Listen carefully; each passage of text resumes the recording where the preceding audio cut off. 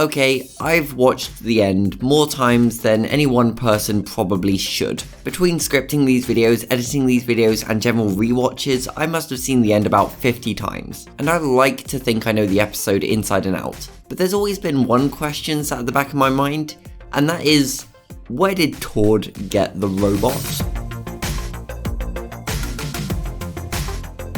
This is a bit of a weird question, always meant to be explained away with cartoon logic. But even after addressing it in a previous video, I've never really settled on an actual conclusion. We know who Tord is, we know who the Red Leader is, we know who Paul and Patrick are, but how exactly this robot came into existence remains a mystery.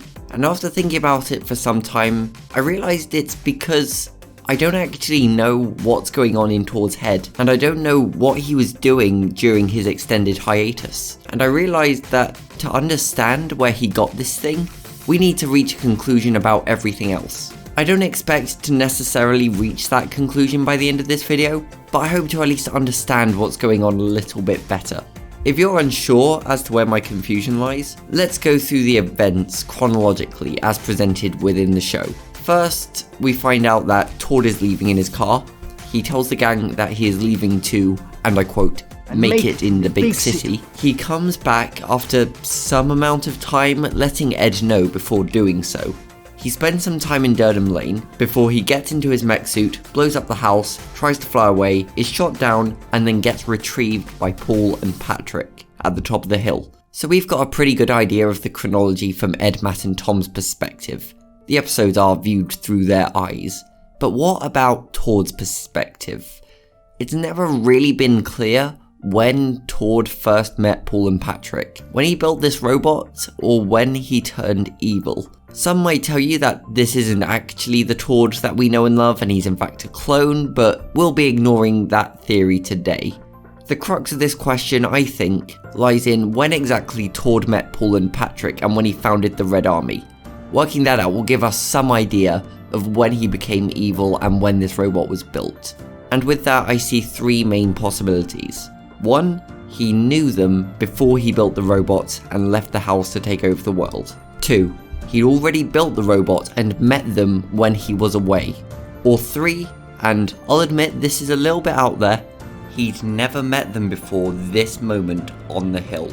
Let's start with this first answer because it seems to be the one that's most commonly accepted, the one that I believe for the longest amount of time, and probably has the most evidence supporting it. Though Paul was a character before the Legacy era, he only really made his first appearance in Moving Targets, as a soldier for the generic bad guy army.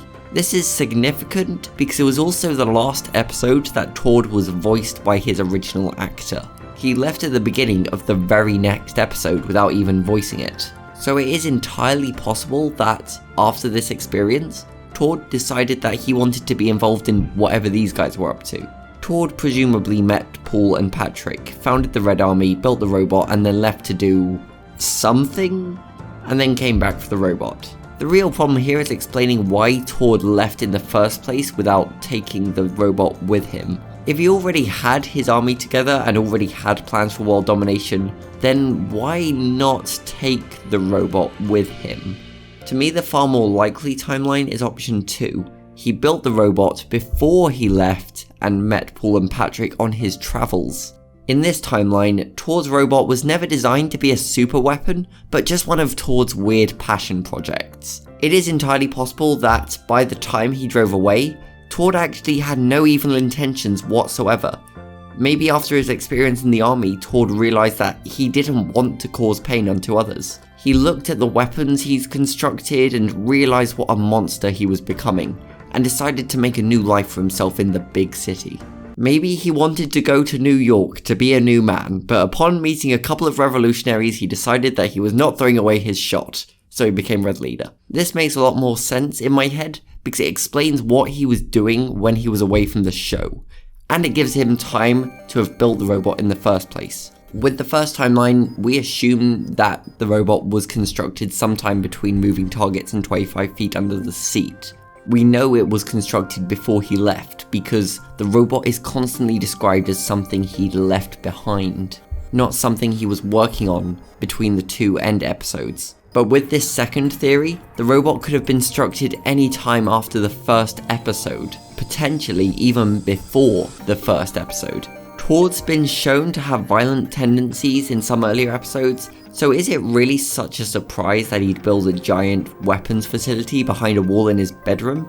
Admittedly, this is a little bit far-fetched, but not quite as far-fetched as the third option, which few people seem to consider, but I actually think is the most interesting of the bunch. This meeting on the hill might just be the first time these characters ever met in person. Now obviously there's a bunch of evidence to the former in terms of Easter eggs and the such, but let's just ignore that for a second. According to this timeline, everything Tord does up to this moment was entirely of his own accord. He built the robot on his own, and he planned to dominate the world on his own, without any help from anyone else. And it was this incident which caused him to meet Paul and Patrick and fall down the path to becoming the Red Leader. This actually makes a lot of sense thematically. I could totally buy that Tord thought that he could become an evil dictator without any help at all. After all, what would I need friends for when I've got this? Of course, the robot wasn't actually good enough. He was defeated by none other than the group of friends, the ones that he'd previously shunned. They cared for each other enough, and together, they alone were able to bring down his giant mech suit. Think about how defeated and humiliated Tord would feel in this moment. His entire life's work destroyed in seconds, literally by the power of friendship. He'd built himself from nothing, and now he has nothing to show for it. He has no friends, he has no house, he has no direction, no plan from here on out. But then he meets these two people, two revolutionaries just like him who want more than they've got. They obviously have a lot of interest in weaponry. They saw the commotion from down below and rushed to see what was going on. And in this moment, Tord realizes that he can't do this alone. He feels accepted. He sees direction. He's found some friends who will actually help him to safety. They accept him and give him a ride. They show interest in whatever his plans are, and Tord is happy to tell them in the car ride home.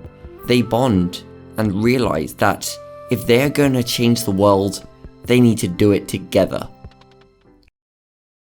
Okay, so there is a lot of evidence that they'd met before this moment, let's be honest. In Funded, you can see Tord's shadow whilst the other two soldiers are controlling a zombie outbreak. In the Snowgo, we only see Paul and Patrick in the aeroplane, but then 3 parachutes when the plane crashes. People act like this is the ultimate smoking gun and that must be Tord, but it could just as easily be literally anyone else who might have been on the plane. However, the plane serial number is exactly the same as Tord's car number plate. That is less easy to explain. And then there's also the Red Leader clan tag that was clearly created by Tord, and we see it all the time linked with Paul and Patrick. That's basically confirmation that these three have been working together for a long time. Still, even though there's basically no evidence supporting it, this timeline just might be part of my new headcanon. I think it's a really great way of looking at this scene and the relationship between these characters. And I hope now that you might just have a new appreciation for this stuff. A lot of information was left unshown, but that means that you have the ability to create your own interpretation. Was Tord evil before he left? How long was this thing left under their house? Is the story told out of order, and we have the chronology completely wrong in our heads? Is Helicard the puppet master behind the whole operation? All of that is up to you to decide. It's up to you to decide how you interpret any piece of art. You can get out of it whatever you want and enjoy it however you see fit.